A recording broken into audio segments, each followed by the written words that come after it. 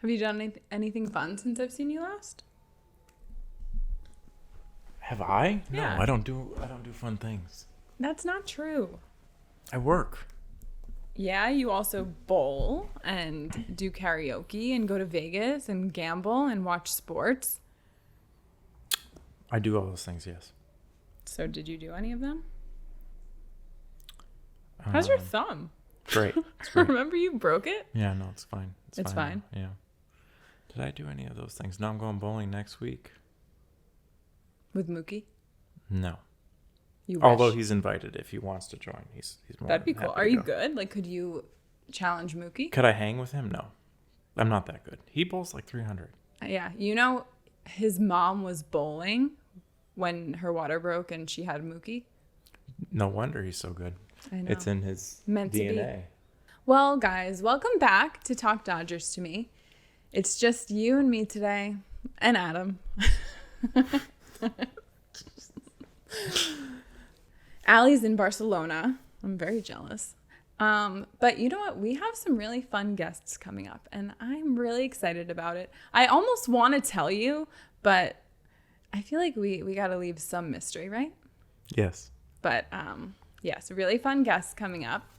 And it's just been really nice to talk to all of you guys. I mean, this is really why I started this in the beginning. Every time I've talked about why I've started this podcast, it was me chasing people wearing Dodger hats.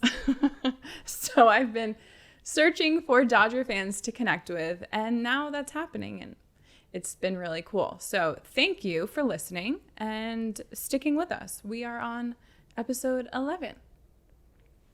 So the Dodger game probably just ended, and I'm hoping that the score didn't change from the last time I looked. It was 11-7. I'll check for you. Okay, thanks, Adam. We've been in a bit of a slump, and I'm really not happy about it. Do you blame Zach Parker? Why would I blame him? He Because said he wants them to struggle? He said he wanted this.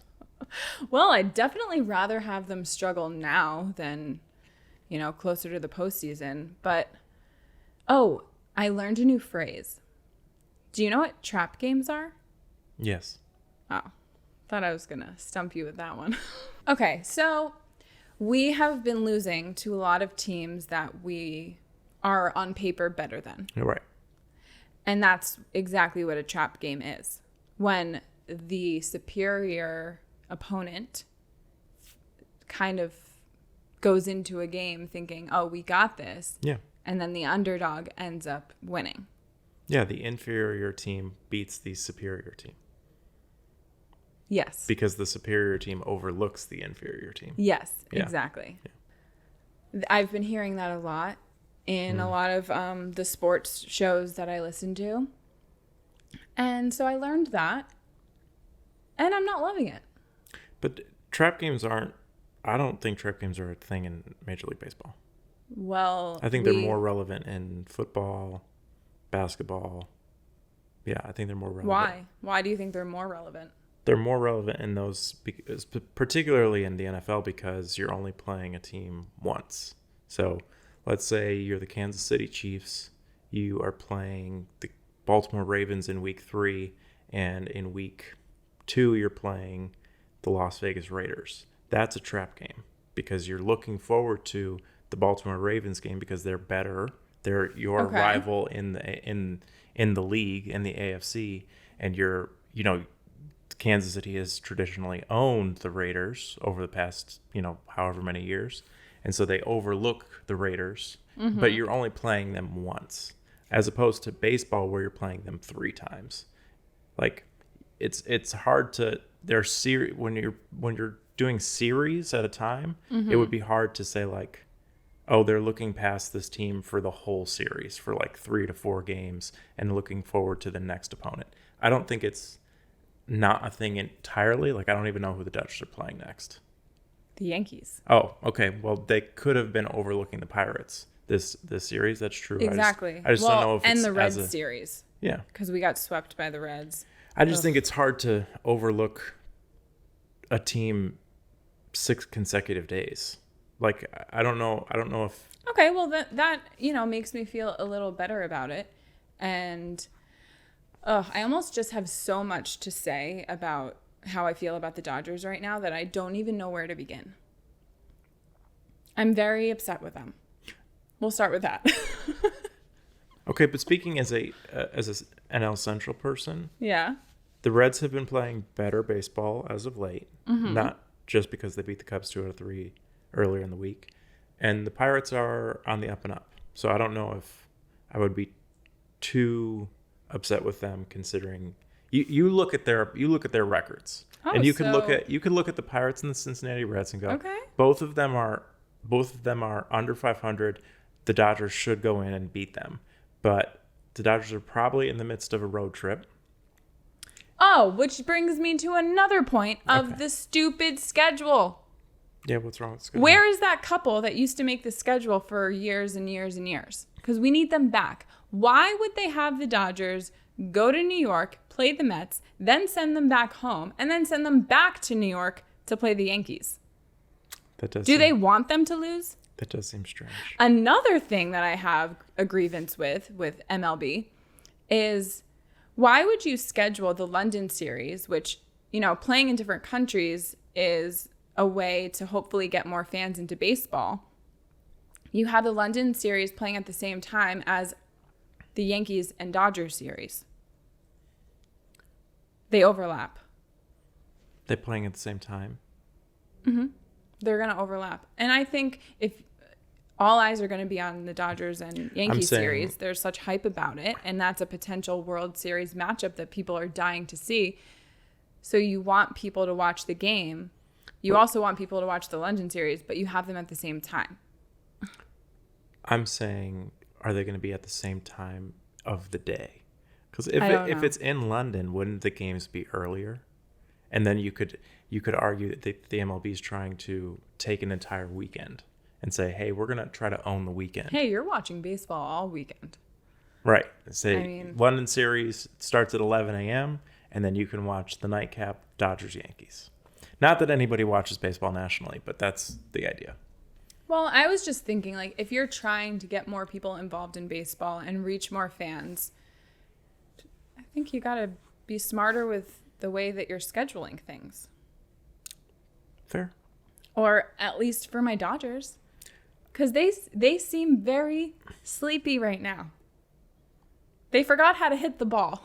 Well, they scored 11 runs, and they won, by the way. Well, today it was like Freddie got up to the plate and was like, I'm tired of losing, and got us a 3-run homer. Started off the momentum. Yeah. And trickled down after that.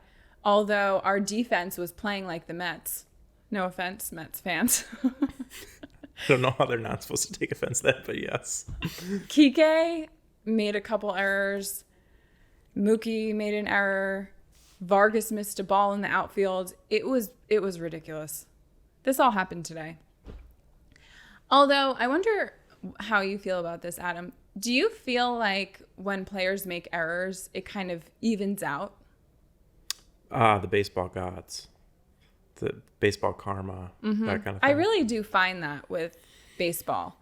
And that also goes into the podcast theme of angry winning. Or playing angry.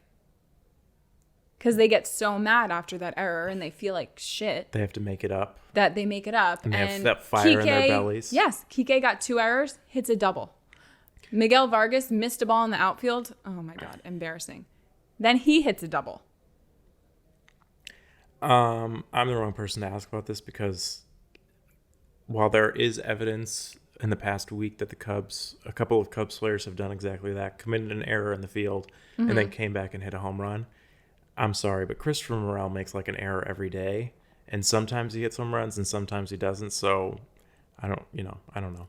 So the baseball gods aren't working in his favor? I just don't think he's very good. Well, at third base, he's hitting like 200. I just don't know how long he can be on the team. Well, that sounds like... This is turning into Cubs talk. Thank you. Is he the Chris Taylor of the Cubs right now?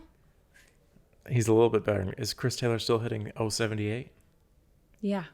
Okay, then he's a little bit better than Chris Taylor. I get so...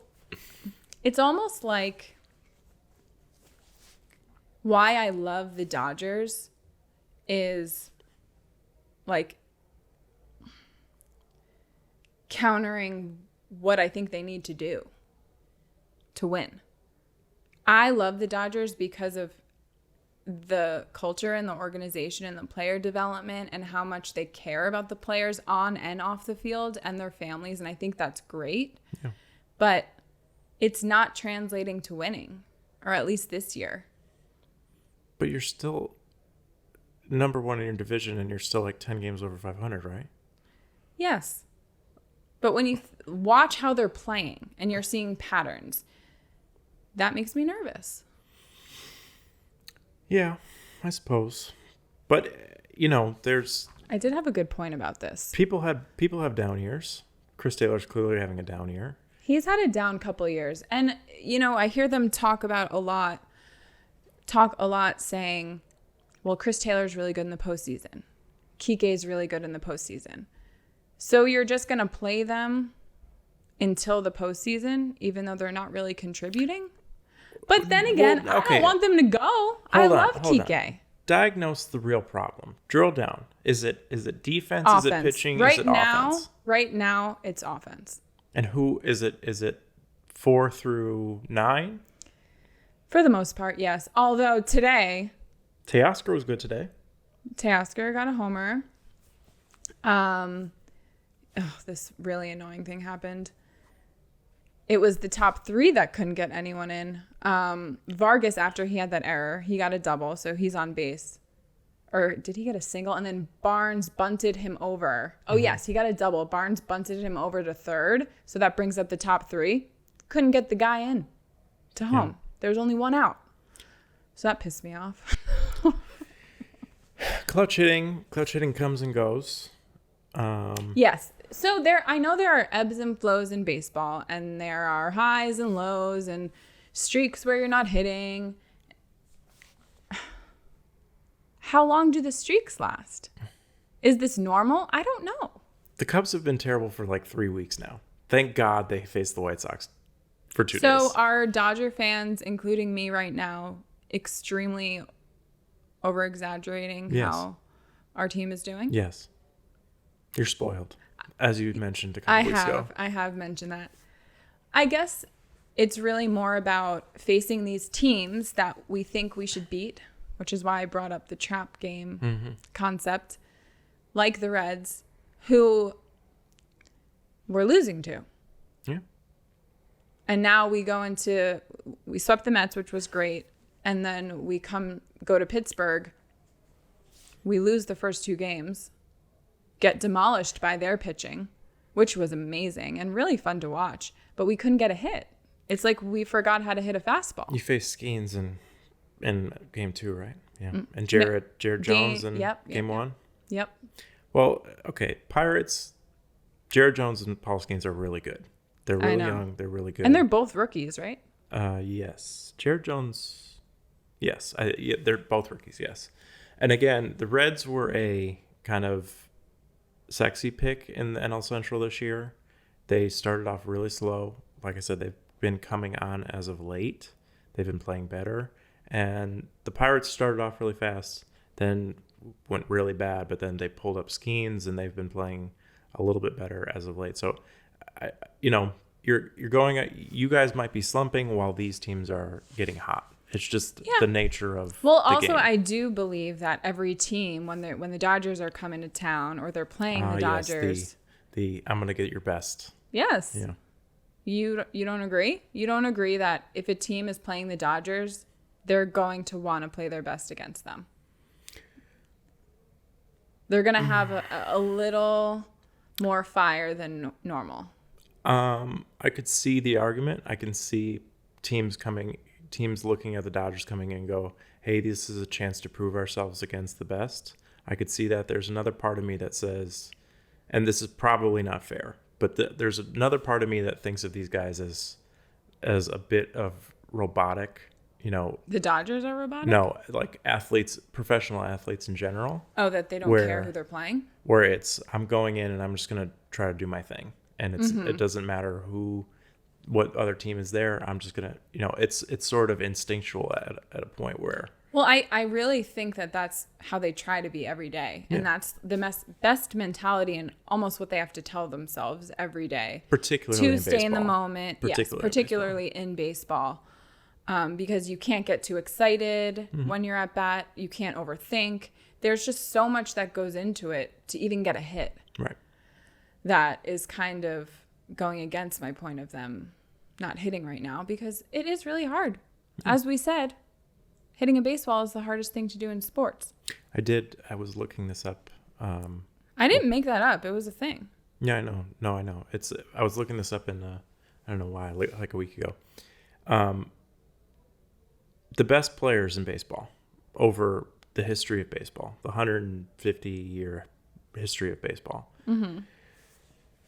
You look at the 5 best players just hitting. Mm-hmm. Babe Ruth, Lou Gehrig, Ted Williams, Tony Gwynn, and let's take the best hitter of the last 20 years. Miguel Cabrera or Shohei Ohtani. Mm-hmm. If you were to look at just their batting averages and you say, all right, these guys are the best that the game has ever seen. Mm-hmm. The highest career batting average of those guys, 344. And just for you people who don't understand what I mean by that, for every 1,000 at bats that they hit the ball 300. They get a base hit 344 times out of 1,000. They're failing 2/3 of the time. That's what the nature of baseball. Yep. And those are the best people in the game ever. Like Babe Ruth he has the highest career batting average, or is it Lou Gehrig? 344. One of them has 344. One of them has 342. Tony Gwynn, who is the best hitter in the past 40 years, has a 338 average. It was Ted Williams. Ted Williams has a 344 average. Didn't Josh Gibson just get that title now that they incorporated the Negro League? He might have, yeah. Josh Gibson was awesome. He was awesome. I think he's now number one, I believe. I was really excited to see the matchup of Ohtani and Paul Skenes. Mm-hmm. I really didn't know much about him besides his mustache, which he's very proud of, and I'm not on base with it at all. I think the solo mustache, it's very hard to find a man that doesn't look like a child molester. I'm coming next week with a mustache only.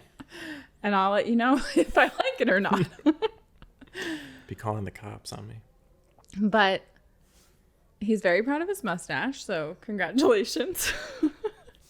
He actually was at Ohtani's first start when he made his debut with the Angels in 2018. So I'm sure for him, personally, that was a really cool moment, especially striking him out. Yeah. However, Ohtani did come back and learn from his mistakes from his first at-bat and hit a homer the next time. So the baseball gods even that out. Yeah. And that was really cool to see. And I'm glad that Ohtani didn't let him get away with just the strikeout. But we have not been playing well against Pittsburgh. We lost the first 2 games. And yeah, it just felt like we didn't know how to hit a fastball. We didn't know how to hit velocity. But which is baseball. So I don't know what's going on. And everyone's having the same problem. No one could hit. And you know what? That's another annoying thing about baseball. It's so hot and cold. Like there's no in between. They're either all hitting and we're scoring like 20 runs or 0. Evidence against my argument that they're robots is that they're affected by the rest of the players in the lineup. There's just so much that goes into it and so much that has to go into winning and how hard it is to win the World Series. But yesterday I looked at the score and it was like 3-0 and I'm like, oh man, already? And it was almost like, all right, we're done. We lost this game because they're having such a hard time coming back from any being down at all, it seems like. But at least yesterday they made it a game and scored some runs because it was really getting embarrassing. But yeah, first 2 games we lost, came back for the third, and now we're going into the Yankee series, which I'm so excited about. Actually, my mom called me on her way home from work, and she was like, "Hey, Melissa, I'm listening to the fan, and I have to tell you some gossip." And do people know what the fan is?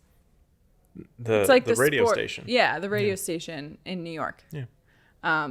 So my mom has been listening to it a lot, which is really cool. I love that she's getting more into sports. But she said that they were talking about last year how when the Dodgers played the Yankees at Yankee Stadium, so many Dodger fans came out. And I love that. I love how well Dodger fans travel. And they really took over Yankee Stadium last year. So I really hope that they do it 2 years in a row. And I'm sure they will, because Yankee Stadium is expecting them to. And are going to try to be even louder than the Dodger fans when they do the roll call and things like that. Which now makes me think of something else, which is really cool about Dodger fans. You know, there's a fan that created a company, Pantone, that started the Dodger fans traveling to all different cities to follow the team. And they put on these parades going into the stadium and going in together. And he also started a shuttle service that you can rent a car that is like stacked with beer and go to and from the games, which is what that sounds legal. Which I bought and was going to do last year for my birthday, you know, when that whole thing didn't happen.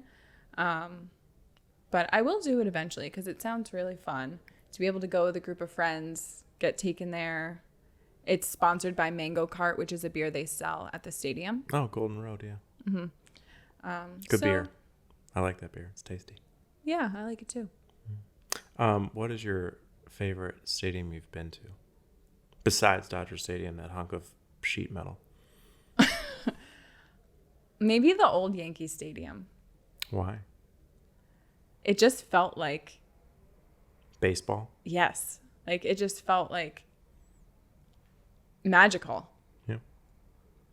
Like, you can't... I don't know. I'm having a hard time describing it. It just was like... felt really magical being there and just the history behind it. And also how good the team was when I was growing up and was a Yankee fan. Yeah. What about you? I grew up going to Wrigley, so I have a... You can't choose that, though. You have to pick another one. Oh, I have to that's pick your another team. one. I have to pick another one. Oh, man, where have I been that I liked? You don't like Dodger Stadium? I like Chavez Ravine. I like the setting. I do not like the stadium. Why? I think it has no character. Okay. I think it's too big and cavernous, and I don't, I like that it's stacked. I like that where we sat, I like that you can get an upper deck seat and you don't feel far away. Mm-hmm. I can't remember where it was. Maybe it was Tiger State. Maybe it was Comerica in Detroit. Or if you sit in the upper deck, you just feel like you are miles away. I don't like feeling like that. I'm about to go to Milwaukee, the old Miller Park, which is not Miller Park anymore. I hate the White Sox Stadium. It's terrible. I liked Citi Field. It felt really small to me and felt like homey. Yeah. I liked that. I went to Tropicana as a kid. That place was a dump. Really? Yeah. I think aren't they redoing it? I would hope so. They've been trying to get a stadium deal. It feels like forever. When are you going to Milwaukee? July. Oh, that's where you're going? Yeah. I like Truist. I like the Atlanta Park. I thought that was nice. That was a nice stadium. I have a lot of stadiums to check off. Yeah. Eventually. Yeah. I think I'll do that down the line. Yeah. Because there are so many that I haven't been to and would love to. Actually, Pittsburgh looked beautiful. Yeah. There was a really cool camera view that I reposted on our social media page of Freddie's home run today, and yeah, that stadium looks beautiful. Yeah, right on the river there, and the Roberto Clemente Bridge over. Yeah, it's really pretty. Yeah. Have you been there? No. Yeah, I would really like to go there. Mm-hmm. All right, let's see what's up next. Oh, when you go to Milwaukee, you'll see Rhys Hoskins, right? That's his new team? If he's playing. He's hurt right now. No, he's not. He just got a standing ovation. Okay. He's back. Citizen Bank Park from the Philly fans who are apparently being called soft now that they're giving him a standing ovation when he thought he was going to get booed by them. Good. He was not playing against the Cubs last week. That's why he must have been on the IL and then got off it. But well, Phillies are off in London with the Mets. Mm-hmm. Who are you rooting for that series? I hope somehow they both lose. I hope something happens with the Mets because they're a mess. They're gonna trade everybody. Did you think it was right to DFA the pitcher that threw his glove into the crowd? Yes. They caught it. Yeah, they got rid of him, and he should have been. Why? He said the team sucked. And he said he sucked as a teammate. Yeah, he did suck as a teammate.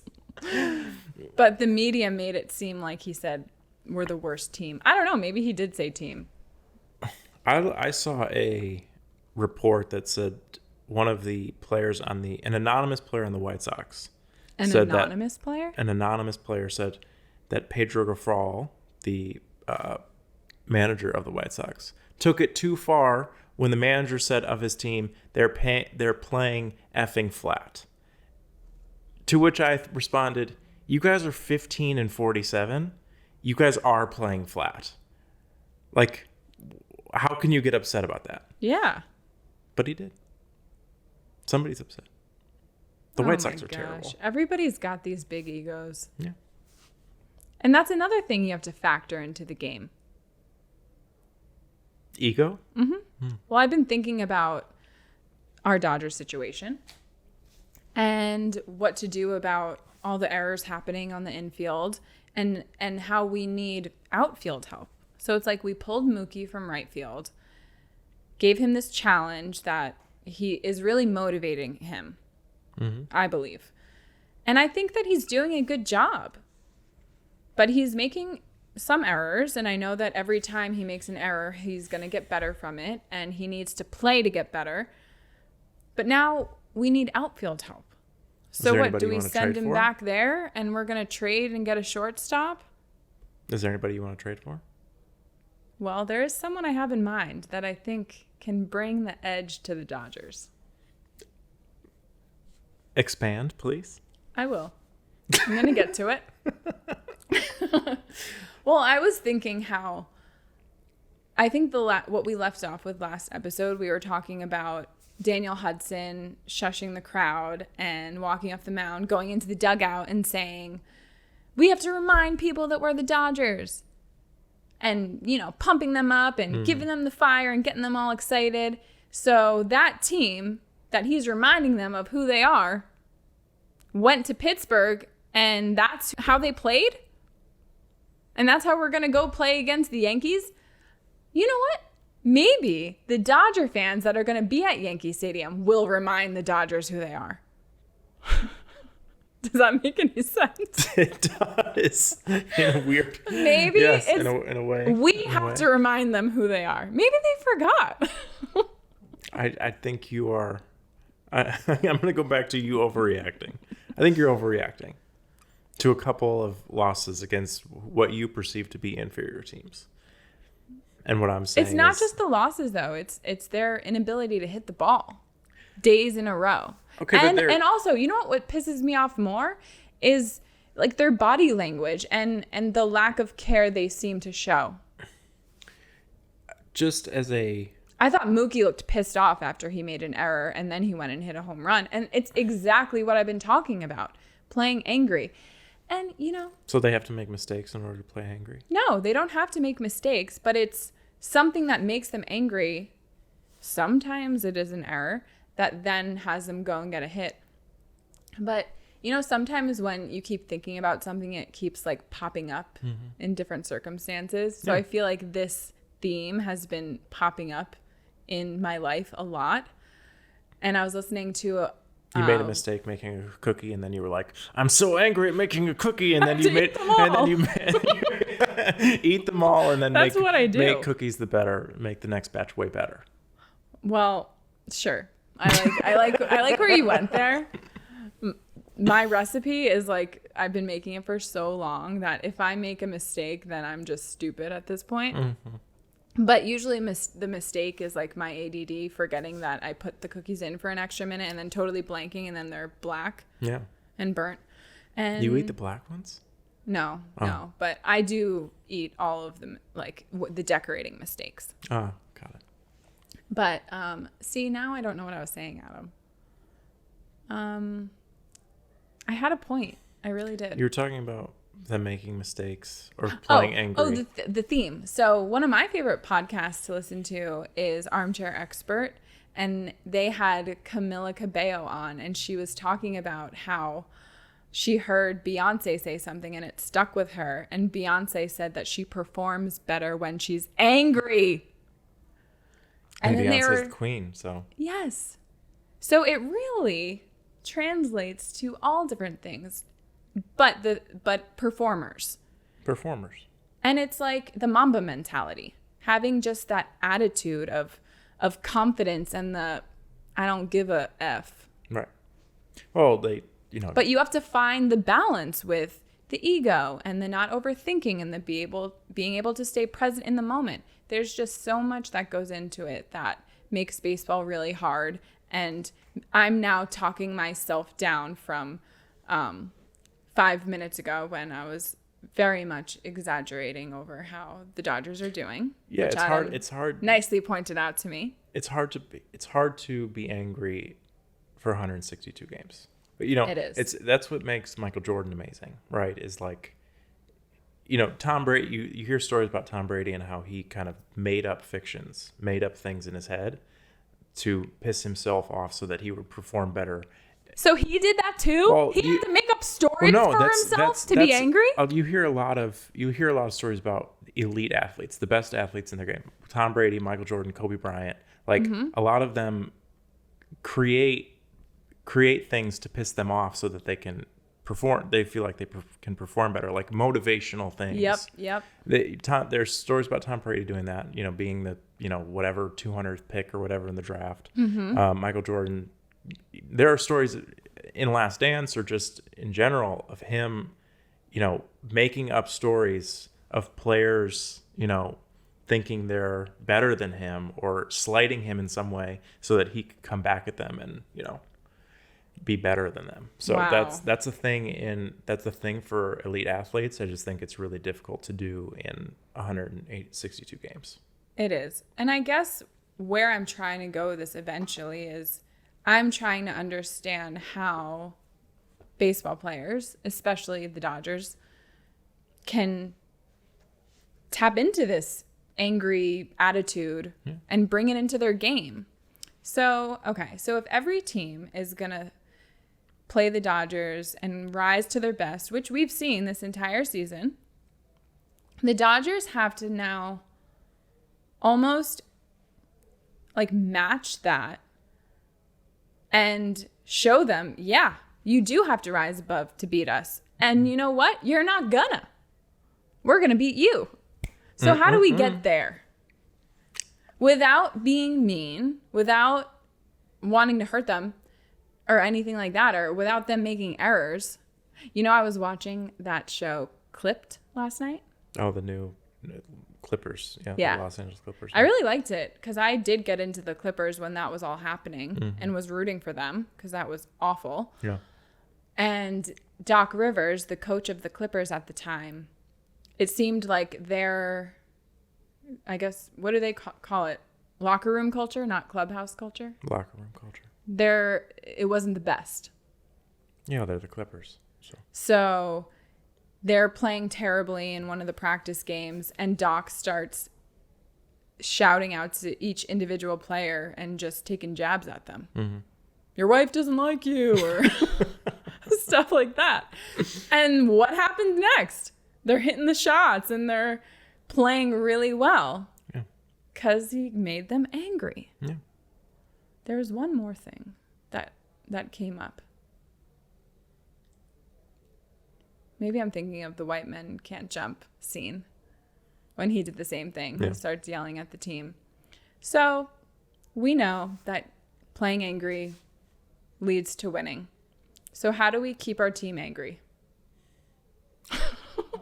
without booing them, without them committing errors, without being mean saying to them. mean things on social media to That's them. really hard. Do you have any suggestions? I don't, because I'm not an angry person.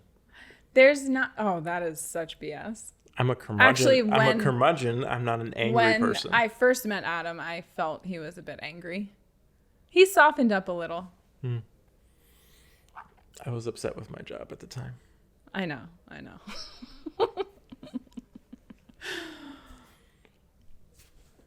See, we're finding solutions for the team. But I guess that's what makes baseball so hard. There's just so much that goes into it. We know how they can win, but everyone has to be on the same page, I guess. Or they don't have to, but it seems like that's how it works. You're all in or you're all out. So I guess we'll see what happens. But I hope that they find some type of fire going into the Yankee series because the Yankees are playing so well right now. Yeah. So well. They're Judge, Volpe, Soto and Judge are they're unbelievable. They're on pace to do things that we haven't seen since, Gehrig and Ruth. So that's really cool. Yeah. I've been watching their highlights and they've been really fun to watch. And I'm really excited for this series. I hope the Dodgers match what the Yankees are doing. And I think it's going to be a good measuring stick to see where we're at playing against a team that's really, really good. Yeah. And who knows? Maybe they'll rise to the occasion.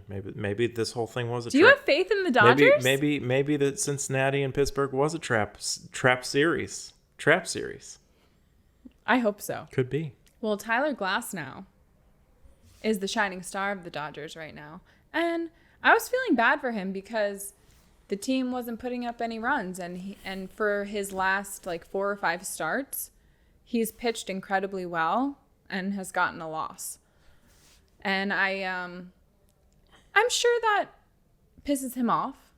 I would imagine. He's not going to say it, but I'm sure it does. But he had the perfect response when someone from the media told him about this. He's on pace to break a Dodger record of most strikeouts from a first-year pitcher or something like that because he just hit 100 strikeouts.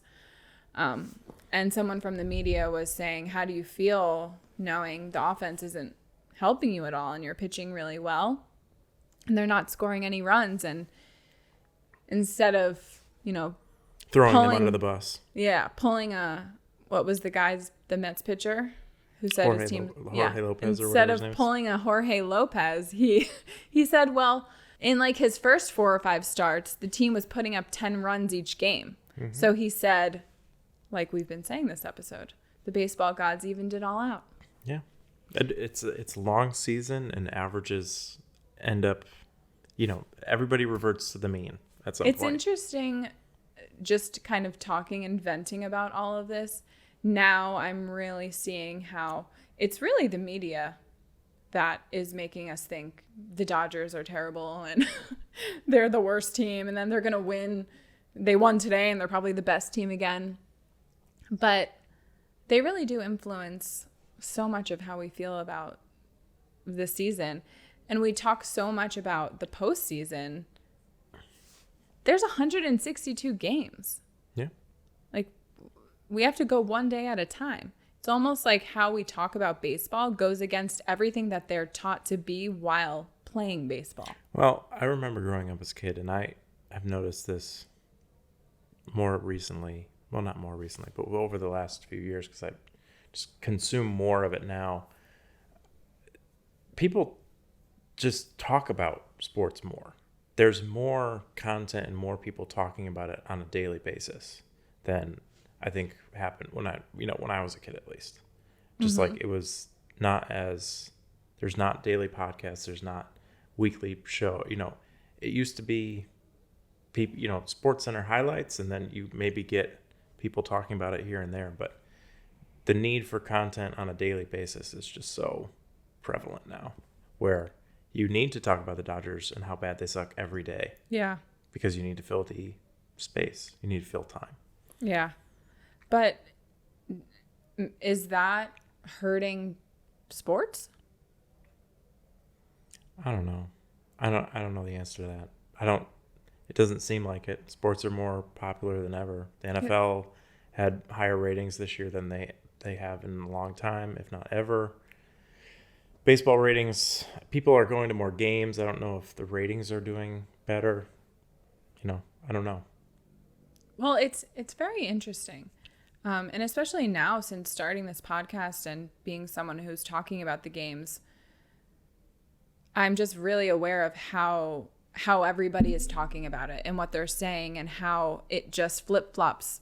They win one game, they're the best team in baseball. They lose one, they're the worst team in baseball. And what's wrong? We have to trade the whole team and we suck. And Chris Taylor needs to get sent back down. And then he'll get a hit today or whatever. And, we're not talking about him anymore. And when you listen to the players, their sole focus is like being present in the moment, taking it one day at a time, one at bat at a time, not thinking about who they're playing, just staying consistent in their routine and really being as structured as possible. And however, all of the questions they're being asked really kind of go against that whole mentality. So at the end of the day, are we helping or hurting them? Baseball's a very hard sport to talk about on a daily basis. It just is because of what trends. There are trends, there are ebbs and flows. So let's think about this, Adam. Let's think of better questions that can be asked to the baseball players instead of... What's your favorite color? Well, they can be about baseball, not like something totally random, but they're asked the same things. How did you feel at the plate? Oh, or like if they do poorly, they're asked about that. If they do well, they're asked about that. I'm not a trained journalist, so I don't want to criticize these people too much, although we're not criticizing. I do think people could be better about the questions that they ask and about how they approach athletes and what they're looking for. But it's hard to talk about because of the kind of macro, like, this is what people want. People want the juicy stories. People want But they're not getting the juicy stories from these little media interviews. I just wish people would talk more about the mechanics of the game. Not, hey, how did you feel at the plate? It's what is your approach here? When it's 3, when it's 2-1, what are you looking for? Yeah. What are you anticipating? What pitch are you looking for? How are you locked in? What are you noticing from the pitcher that what are you seeing before you hit that home run is there anything that tipped you off to that sort of thing? Now, will the athletes respond with an honest answer because they don't want to tip their hand or anything like that? I don't know. But I just wish and that's tricky too, asking them questions but not giving away what's working for them. Yeah. There is so much that goes into it, but I do find like how did you feel at the plate or things like that. Like, what is a player supposed to say? Felt good. I felt good or I felt bad. Felt good. Was locked in. Was locked in. Really saw the ball well. Yeah, that's kind of exactly the same answer every time. Like, I'd be curious to ask about their pregame routine or postgame routine. Hey, what are you going to go home and eat tonight? Yeah. How was your wife at the game? Do you like when your family comes? I don't know. Anything. Yeah. We need to get you in to be a sideline reporter one day so you can go and ask the Melissa Meyer questions. Well, I'll ask them the long form questions when they come on the podcast eventually, but that would be fun. And I feel like sometimes I'm better at in the moment, having like a question just come randomly to me that I would wonder what would come to mind after watching a game and what questions I would want to ask them. The ADD brain, using that as like a superpower. Yes, it works and it doesn't. Yeah.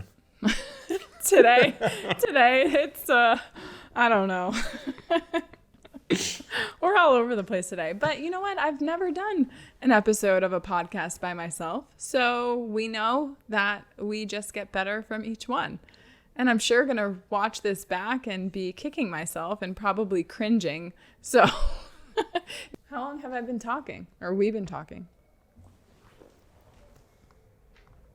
50 minutes. 50? Mm-hmm. No way. Yeah. 50. Yeah. 50. Nearly. Mookie Betts. Nearly. Wow. Okay. That was longer than I thought. Okay, so I do have some more fun facts for you. Great. I gave you the Tyler Glasnow 100 strikeouts and that he is on pace to break a Dodger record, which is really cool. Go Tyler. It was Tyler's bobblehead, the last homestand, and his girlfriend, who we mentioned that story, she threw the first pitch. Oh, that's good. That's nice. I also reached out to her to come on the podcast, but maybe she hasn't seen my message yet. Crickets. Maybe you need to throw her a baseball. Oh my God, Adam, that's genius. Come on the podcast. Yes. So now I just have to figure out what Where game she she's lives, going to, where she lives, where she's sitting, where she runs, where she goes to the gym.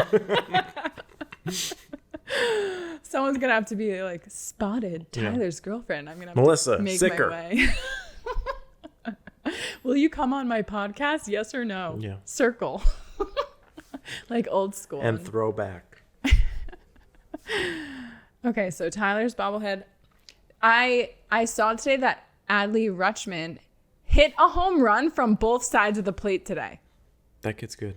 That is so cool. He's really good. I know he did that in the home run derby last year. Mm-hmm. I wonder if he'll do that again. All-star voting just started yesterday. And you know I voted yesterday and today for my boys. Of course you did. Mm-hmm. How many votes do you get per day? Isn't there a limit? Yeah. One. There's a 1 day per day limit? It lets you vote 5 times. Per day. Mm-hmm. Got it. Last year I was really intense. I even used different emails. It It was because I really wanted Will Smith to have his first All-Star appearance. Yeah, that's cheating. You can't do that. Well, I You're just a illegally watch diehard. the games too. So in LA, you got to do what you got to do. You should vote for Shota Imanaga. He's been great. Except for the last 2 starts, but he's been great. Well, I'm going to vote for the Dodgers. Okay. But I guess it'll just even itself out if Baseball you're also gods. Baseball voting gods, yeah. against me. Yeah. So that was really cool. I'm very intrigued about this switch hitter. There is value. I mean, there's obvious value in being a switch hitter. Yeah, because you have a pregame strategy on what pitcher to face certain players based on if they're righty or lefty. And that's how you do the lineup. It's so much of that goes into it. So if they're switching, then you're throwing them off completely. Yeah. Wow. We need one of those. I'm sure you have one. We don't have a switch hitter. Not in your whole lineup? No. Kike's not a switch hitter? No. He's a utility. We have a lot of utility players. For some But there's reason, I not thought one Kike that's was a hitting on switch. both sides of the plate. We Yeah. do have, I don't know if you've heard of Shohei Ohtani, that is also a pitcher, but Yes, I've heard of him.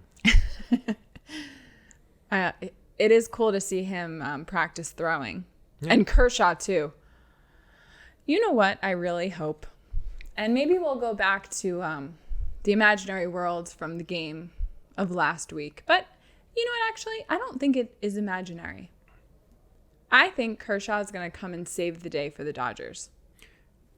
Kersh starting in a World Series game, pitching actually well in the postseason, and then guess who comes in to save the game? This would have to be next year because he's not going to pitch this year. But Yeah, he is.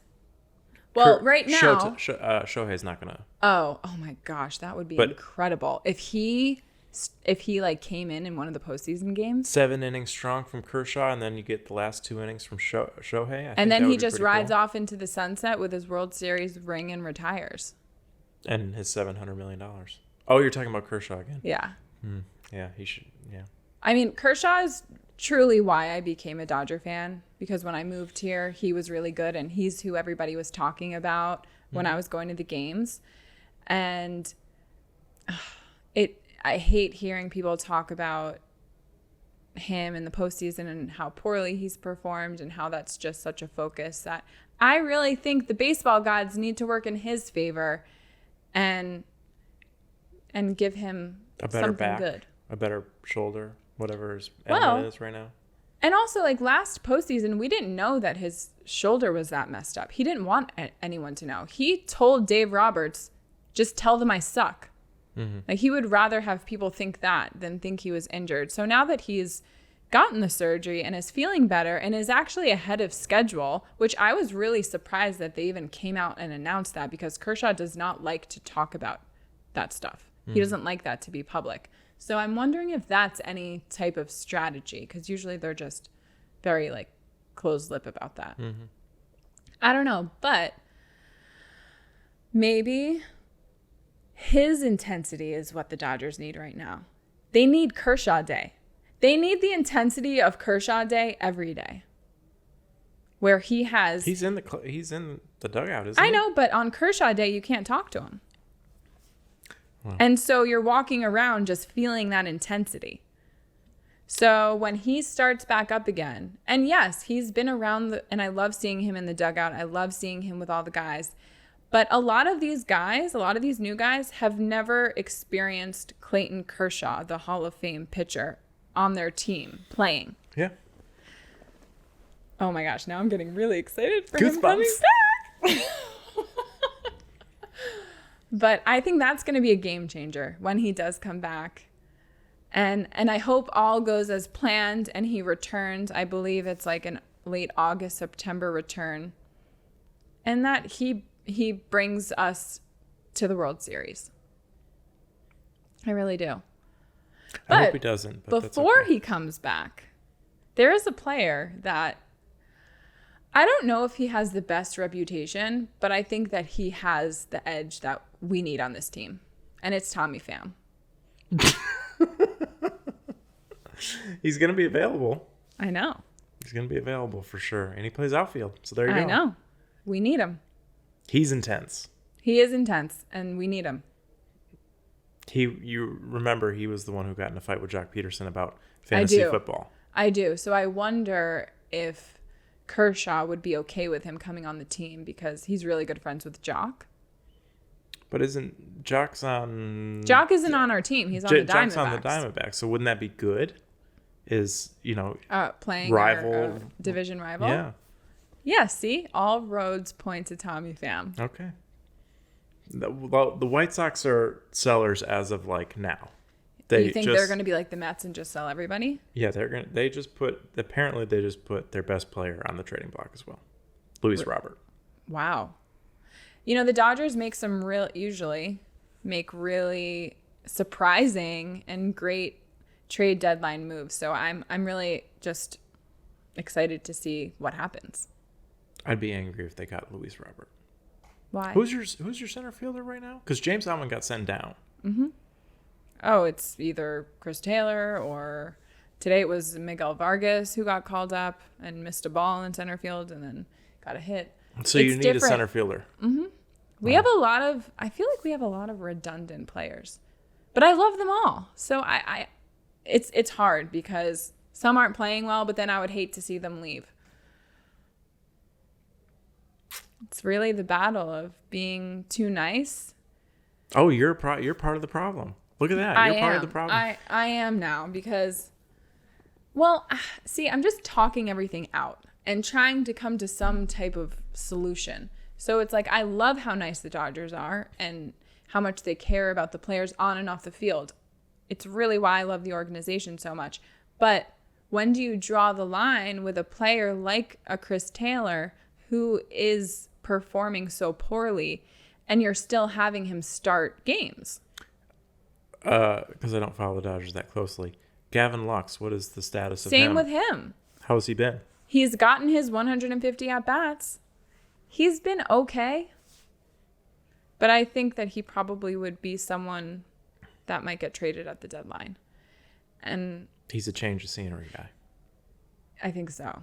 And honestly, I really love Gavin Lux. And they had high hopes for him, and they've stuck with him. And I give them a lot of credit for that. But it's the thing of they're really nice. When do you make a hard decision? Yeah. And make a move for the team to perform better?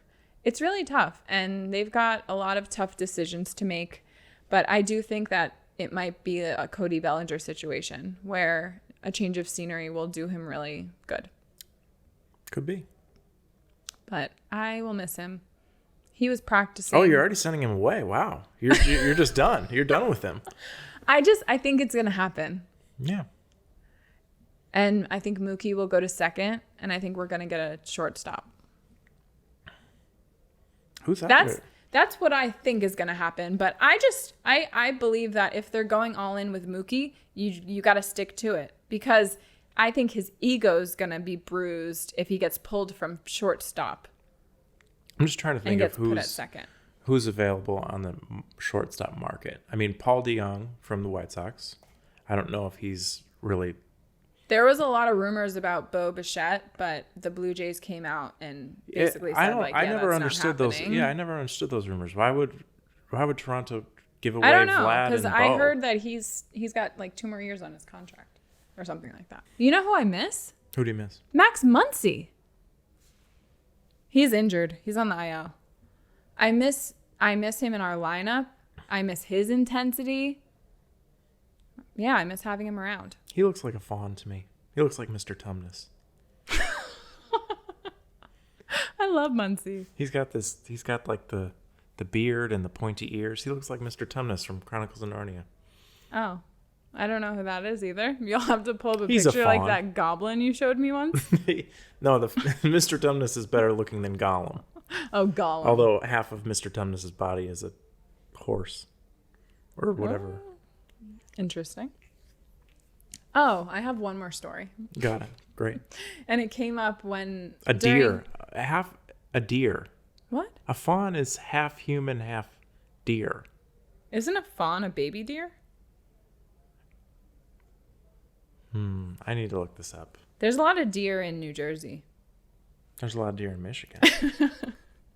I was just thinking of this time that my sister and I came across a deer, and usually they'll skimper off and run away. This deer was not moving, and we were stuck there for a long time because it wouldn't move and we were too afraid I was to wrong. walk past it. A fawn is a half human, half goat. A fawn? A fawn. What's a baby deer? A doe. Oh, yeah. Aw, cute. Yeah. What were you going to talk about Aroldis Chapman for? And what was the question you were going to ask me? Aroldis Chapman. I read that he has the Guinness Book of World Record title for fastest pitch thrown in a major league game. 105.8. I believe he did it as a Cincinnati Red. And also the sweatiest pitcher ever. How do they measure that? I added that one because, man, was he sweating. There is a documentary on Netflix, though. Okay. Called Fastball. What? How have I not seen this? You should go watch it. I'll watch it later. There is some differing opinions on who has fastest pitch, because there are some people say like Nolan Ryan had some of the fastest pitches ever. And they measured differently back when Nolan Ryan pitched. Okay. They measure now, apparently, as the ball is coming out of the pitcher's hand, whereas before they measured when the ball crossed the home plate. Was Nolan Ryan throwing 105? This documentary suggests that he was throwing very, very much harder than what they said, yes. Wow. Because obviously the distance between the mound and the plate, the ball is going to slow down. So if you're measuring at two different points. That's true. So this documentary claims that Nolan Ryan actually pitched faster. I wonder if it's still on Netflix. I'll watch. Go find out. Well, I posted a question for our followers to tell me what they wanted me to talk about. And a lot of them mentioned Dave Roberts. I think that I don't even want to fully kind of get into Dave Roberts yet because I don't know how it works with the Dodgers. Yes, that's true. And it could be Andrew Friedman. Yeah, I'm going to ask our guest that I'm interviewing next week about this and see if she has any more knowledge than I do that she can teach me, and then I'll report back. Because I really do wonder who's making all the decisions. What leash does Dave Roberts have in game? I have no idea. Yeah. So it's really hard to answer those questions and have Dave Roberts back when I don't have all the answers. Yeah. But I like him as a person, and I do think he's a good manager, at least a really good players manager. And everybody likes Dave Roberts. Everybody does. Everybody likes Dave Roberts. He has a great reputation. And during the Rockies series, during the broadcast, they were talking about Bud Black, the Rockies manager. Yeah. And Dave Roberts and him worked together when he was managing the San Padres. Diego, yeah. And there was, I guess Dave Roberts was talking to him about whether he was going to go into broadcasting after playing or if he wanted to go into managing of some kind. And Bud Black was like, no, you have to stay on the field. And he said that there was a specific moment that he knew that Dave Roberts was going to be a really good manager. And it's, I guess Dave was like the first base coach. He was. For a bit. And it was right at the beginning. So he hadn't even been the coach for that long yet. And one of the players stole third base on his own, got out, and shouldn't have done it. And Bud Black was about to go up and like rip him a new one. And Dave Roberts kind of was just like, hey, let me handle this. And went to the end of the dugout and talked to the player. And that was the moment that Bud was like, yeah, this guy's got it. Yeah. No, by all accounts, Dave Roberts has a, sparkling reputation, just the greatest guy, and that's a cancer survivor. Yeah. Great father, it seems like. And that's part of what I think I've read stuff that suggests a lot of what baseball managing is now is personality management. And if that's the type of guy that you have running your clubhouse, that seems like the type of guy you want running your clubhouse. Yeah, especially with all of these all-stars and future Hall of Famers. Yeah. Even just managing them. I guess what it seems like to me is that's more of his job. Yeah. That's what everybody says about managing these days is it's now more of a person. It's now of a more personal. It's a relationship management thing, and the baseball decisions, the plan for when a pitcher gets taken out, who gets the lineup card is dictated by the front office and by analytics departments who haven't played baseball. But that's for the most part. But yeah, and that's why Ron came on, talked about Bruce Bochy. Bruce Bochy, the guy who hired Bruce Bochy, Chris Young, played for Bruce Bochy. Chris Young knew how. Chris Young, Texas has a really good analytics department, and he said, "Come in and do your thing." Like Bruce Boch, listens to analytics departments, but he also, has an ear for the game, and I think everybody kind of wishes like there was still that in baseball. But well, didn't Ron tell us that Bruce said, I'll listen to analytics up to this point, but when the game starts, no. Yeah. And I think that's exactly how it should be. Yeah. And I wish the Dodgers would do that more. And so, yeah, I really am curious about that because I think that will just open my eyes to a lot of how the Dodgers organization is run. And who's calling the shots, and it will give us a lot of answers about if we should be blaming Dave Roberts for a lot of things or not. So yeah, I'm really curious about that. But so during games, do you think the front office is like calling down to the dugout and telling them what to do? No, I probably. How would they be making the in-game decisions? It's prescribed prior to the game.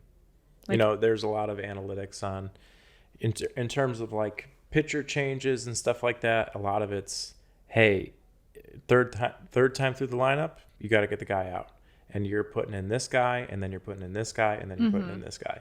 And pinch hitters, a lot of it is dictated by pitcher matchups. Like a lot of that stuff, they have usually you have a card that says if this happens, then you're doing this. If this happens, then you're doing this. A lot of it is just. Interesting.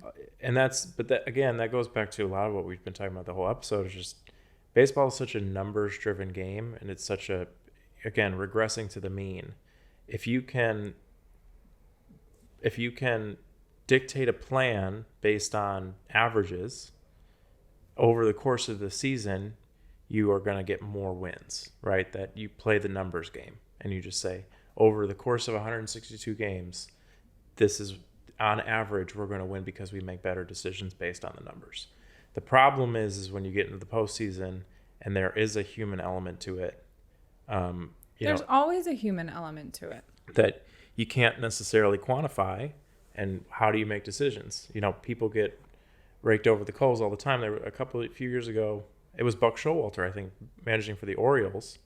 he takes out his pitcher, but he doesn't put in his best reliever. He doesn't put in his closer in a critical moment of the game, and they lose.